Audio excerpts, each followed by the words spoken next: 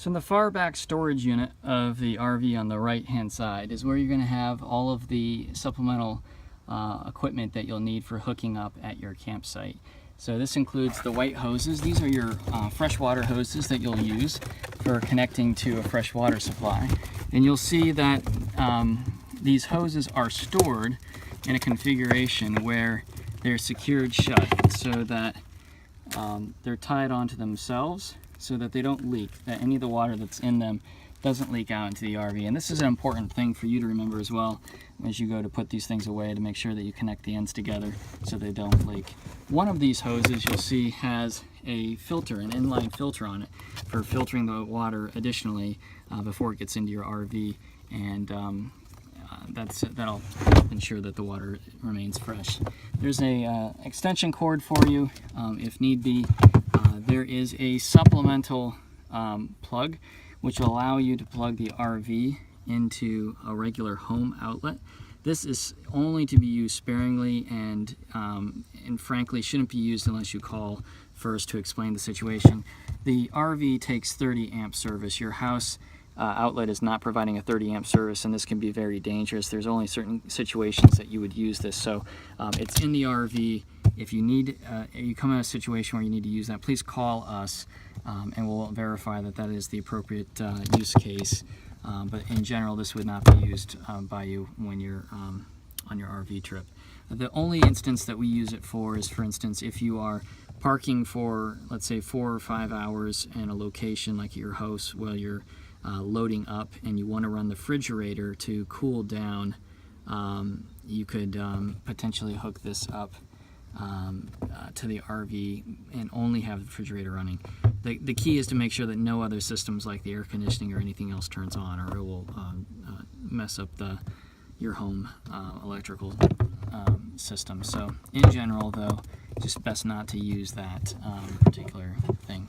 The other thing you'll have in here, this is a surge protector, and we use this every time we get to a campsite. This is what you'll plug in first into the receptacle at the campsite, and you're going to look to make sure that all the lights turn green on this to make sure that the campsite's wired correctly. Not all campsites are unfortunately wired correctly. So this gives you some indicators if there's something wrong. If there is, you can just call the campsite and they'll send somebody out to either look at the issue at the campsite and or find you a new campsite with the electricity run correctly. So this is a good safety measure for you as well. So you plug this first into the terminal at the campsite, and then you plug the house unit into the female end of this plug here as well.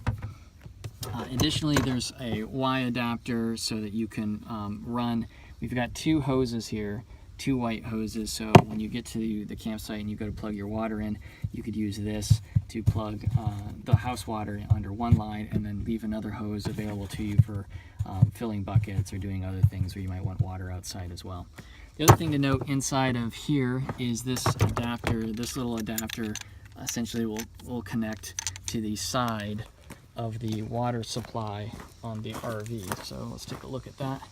So over here is where you would connect your water for the RV, and this is a plug here. We unscrew this plug. Wow, it's on tight. Unscrew that plug. There we go.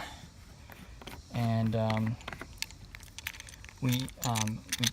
we screw this on right here, and that basically just gives a nice 90-degree angle down so that the hoses aren't hanging on themselves. They can hang straight down with this little adapter.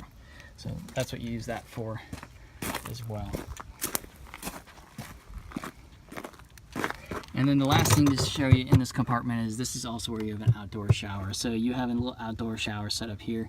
If you need to take a shower on the outside after, or you've got sandy feet, or even give the dog a bath or whatever, you can use this if you needed hot water. Otherwise, you can just use or if you're dry camping, you can, well, I guess you're not dry camping, but you could use this then if you're, you need to take an outside shower.